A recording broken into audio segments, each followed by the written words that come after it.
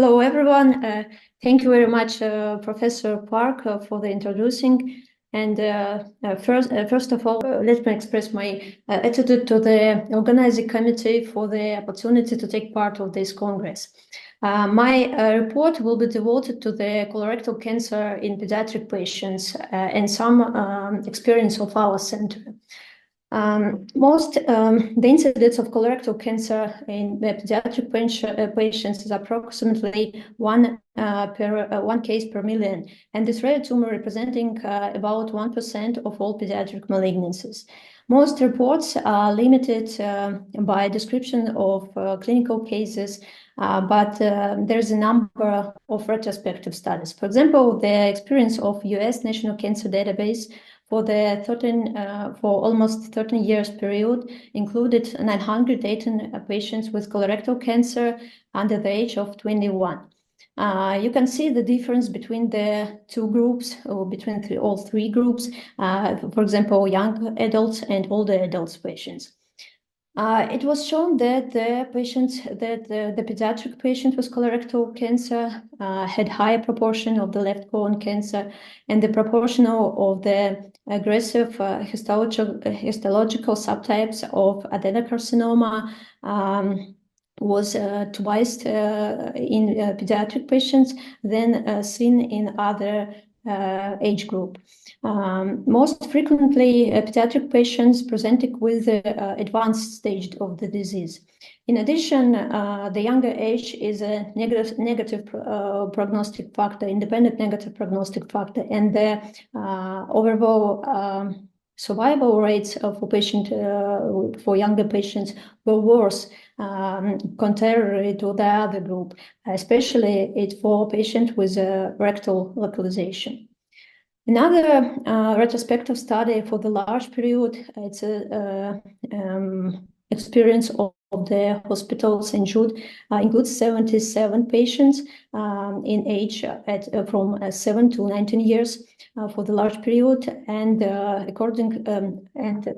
for this report, there is no any distribution between right and left colon cancer, but as in the present report, 62% of patients was presented with mucinosis histology, and 86% of patients had advanced disease at the time of diagnosis, and half of them had a metastatic disease.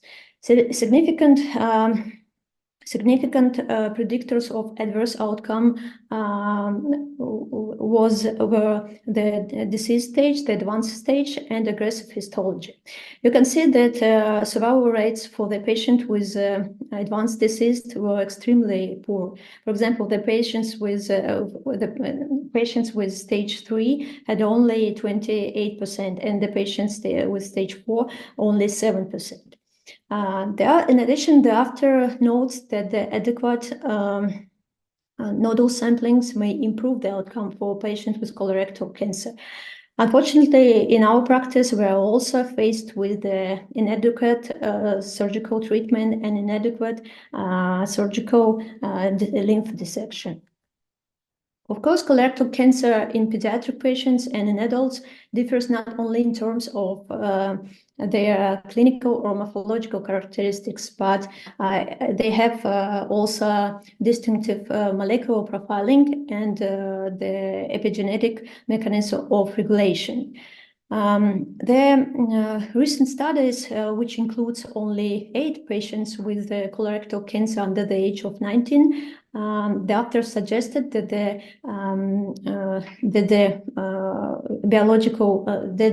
important biological differences between pediatric patients and adult patients were the activating of signaling pathway WNT by different mechanisms. Also, it was shown that the higher prevalence of RNF43 mutation in pediatric cohort patient in combination with aggressive histology may be a key factor for the aggressive behavior of this tumor in younger patients. It was shown also that mutation PIK3CA mutation in pediatric patient was most common mutation, and amplification of cyclin-dependent kinase 6 was present exclusively in the pediatric group. Also, it was shown that TP53 mutations were detected in equally in all groups, with a similar predominance in the pediatric group. Approximately from 6 to 10% of all patients with colorectal cancer had hereditary genetic syndrome. Colorectal cancer syndrome can be subdivided into two groups, non-polyposis and polyposis, in which most common in them are Lynch syndrome and familial adenomatous polyposis syndrome. In the pediatric study, includes 26 patients with colorectal cancer, 35% of them had hereditary syndromes. And the authors showed that the patient with established syndrome had much better survival in contrast with patient without syndrome. And authors notes that the patient with established syndrome, hereditary syndrome, at the presentation of disease had the localized disease. Also, we wanted to share with a little experience of our center for the period about almost 8 years. We registered 68 patients with so-called adult type gastrointestinal tumors. The median age diagnosis was 12.6 with range 7 and 18 years. Most common histological types were adenocarcinomas in 48%, and slightly less were observed neuroendocrine tumors, and only 10% is for gastrointestinal stromal tumors. In most cases, the tumor localization were colon and then stomach in less than 20%. For the same period, we registered 32 patients with colorectal cancer aged under the 18 years and one patient in 18 years. But in this analysis were included only 28 patients. Median age at diagnosis in our cohort was 13 years with range 9.8 and 18 years. The most common symptoms at the time of presentation of the disease were pain, nausea, vomiting, and for patient with localization in rectum, it was rectum bleeding. We don't find any differences between sex distribution, and the localization of the disease in 50% was in the left parts of colon. But you can see that the right parts of colon were too high. It was 25%. And the patient with localization in rectum, it was only 14%. And we now in our center treating the patient with a tumor with an unknown primary origin. As I can say early, and I show it on the international registers, the patient with pediatric patients with colorectal cancer presenting with advanced disease at the time of diagnostic. So our experience about 42% were with stage 3 and 35% with stage 4. The most common histological types were assigned ring cell tumors and mucinosis histology. And in one patient were observed adenocarcinoma, so-called myelin adenocarcinoma. The frequency, you can see that the frequency of somatic mutation of RAS family gene in pediatric cohort of patients are extremely rare. For example, KRAS mutation were observed only in 16% of patients, and in RAS mutation only in one patient. So the similar situation was in microsatellite instability that was interpreted as high in only 10% of cases.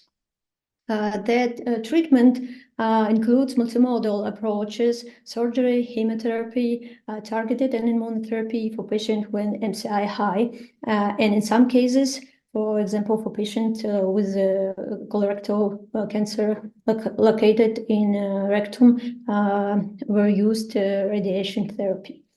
Adjuvant therapy were done for 11 patients in combination of capecitabine and oxaliplatin in 10 cases and monocapecitabine in 1 patient. For 10 patients who were done targeted next generation sequencing by tumor samplings by using the commercial platform Foundation. And in our cohort of patients, we see that the most common mutation were TP53 in 70% and SMAD4 in 40%. Earlier, I talked about that the PIK3CA mutation may be the one of common mutation in the patients with colorectal cancer, but in our experience, only 1 patient, in only 1 case, we detected this mutation. Tumor mutation burden and PDL expression were low. The overall survival rates for the whole group of these patients was 41%, and event-free survival was 30%, with median follow-up about 37.9%.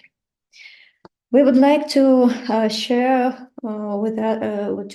to share the 2 clinical case of the patient who take a successful treatment and got a complete response. First case is a 16 years old boy with adenocarcinoma of the descending colon who presenting with metastatic disease at the time of diagnosis. The metastatic lesions was in a liver and lymph nodes. After the surgeon in the regional center, the adjuvant chemotherapy were received with monoirinotecan. But then, after molecular genetic profiling, we received that the patient have MCI high status and KRAS mutation. Then it was from our center was recommended to continue therapy with immunotherapy, nivolumab and ipilimumab. That patient started this therapy. But after a short period, because of absence of immune target drugs, the patient received therapy with irinotecan and bevacizumab, but then repeated therapy with immunotherapy. After the first examination, we saw that the patient had a good response to the treatment, and all the metastatic lesions were shrinking in the size, and some of them are disappear. After that, the patient received therapy, continued therapy, and another one examination showed that patient have a complete response. So the duration of observation from the moment of diagnosis now is 35 months. And the second case, it's a patient, it's a boy, 14 years old, with adenocarcinoma of the middle and upper ampullus section of the rectum. The disease presenting disease presenting with the rectum bleeding. Then we confirmed that the patient on the first step needs to get therapy combination chemoradiotherapy. So you can see that on the 10th fraction we didn't see of blood in stool.